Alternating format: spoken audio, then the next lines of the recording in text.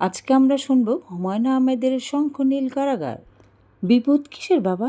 না, বিপদ অবশ্য না, কিন্তু রাতে এমন একটা বাজে স্বপ্ন দেখেছি, যতবারই মনে হয় হাত পা ঠান্ডা হয়ে আসে। কিছুক্ষণ আগে রাবেয়াকে বলেছি সে কথা। কী স্বপ্ন? না না, রাতের বেলা কেউ স্বপ্ন বলে নাকি রে? যা, তুই রাবেয়ার কাছে গিয়ে বস একটু। ঘরে যদিও অনেকগুলো প্রাণী জেগে আছে, তবু চারদিকটা খুব বেশি রকম নীরব। রান্নাঘরে দু একটা বাসনকোসনের নাড়ার শব্দ ছাড়া আর কিছুই শোনা যাচ্ছে না। বাবা অবশ্য মাঝে মাঝে ভিড় করে কী যেন বলছে। তার একা একা কথা বলার অভ্যাস আছে। মাঝে মাঝে যখন মেজাজ খুব ভালো থাকে তখন গুনগুন করে গান। কথা বোঝা যায় না। ও মন মন রে, এই লাইনটি অস্পষ্ট শোনা যায়। রাবেয়া বলে, বাবা নৈশ সঙ্গীত। রাবেয়া এমন ফাজিল। রান্নাঘরে গিয়ে দেখি একটি মস্ত অ্যালুমিনিয়ামে সসপ্যানে পানি ফুটছে। রাবেয়া ঘুম ফোলা মুখে আগুনের লাল আঁচ এসে পড়েছে। সে আমার দিকে তাকিয়ে কী ভেবে অল্প হাসল। আমি বললাম, হাসছিস যে? এমনি। সুহাসিনীর মাসি আমি কী নাম দিয়েছি জানিস? কী নাম? কুয়াশিনী মাসি। ওর হাসি শুনলে আমার গা জ্বলে। একটু আগে কি বলেছে জানিস?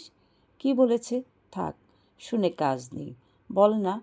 বলে, আজ তোমার মার জন্য এসেছি, একদিন তোমার জন্য আসবো খুকি। বলতে বলতে রাবেয়া মুখ নিচু করে হাসলো। মনে হলো কথাটা বলে ফেলে সে বেশ লজ্জা পেয়েছে। হঠাৎ করে ব্যস্ত হয়ে কি খুঁজতে লাগলো মিরসেফে। আমি বললাম, তোর ভাবভঙ্গি দেখে মনে হচ্ছে বেশ খুশি হয়েছিস শুনে। তুই একটা গাধা। লজ্জায় রাবেয়া লাল হয়ে উঠল। আমি অপ্রস্তুত হয়ে বললাম, লজ্জা পাওয়ার কী হয়েছে? যা, লজ্জা পেলাম কোথায়? তোর যে কথা। যাই দেখে আসি রুনু ঝুনুরা মশারি ফেলে ঘুমিয়েছে কিনা। যা মশা। রাবেয়া আমার 5 বছরের বড়। এই বয়সে মেয়েরা খুব বিয়ের কথা ভাবে, তাদের অন্তরঙ্গ সখীদের সাথে বিয়ে নিয়ে হাসাহাসি করে।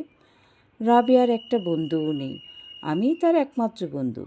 সুহাসিনীর মাসি এ কথাটা হয়তো এজন্যই বলেছিল আমাকে, আর আমি এমন গাধা, তাকে উল্টো লজ্জা দিয়ে ফেললাম। মেয়েরা লজ্জা পেলে এত বেশি অপ্রস্তুত হয়ে যে লজ্জা দিয়েছে তাকে অস্বস্তির সীমা থাকে না।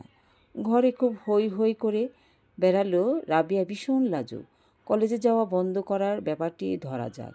3 বছর আগে হঠাৎ একদিন এসে বলল, বাবা আমি আর কলেজ করব না। বাবা অবাক হয়ে বললেন, কেন মা? এমনি। মা বললেন, রাবেয়া তোমাকে কি কেউ কিছু বলেছে? না মা, কেউ কিছু বলেনি। কোনো চিঠি ফিটি দিয়েছে নাকি কোনো ছেলে? না মা, আমাকে চিঠি দেবে কেন? তবে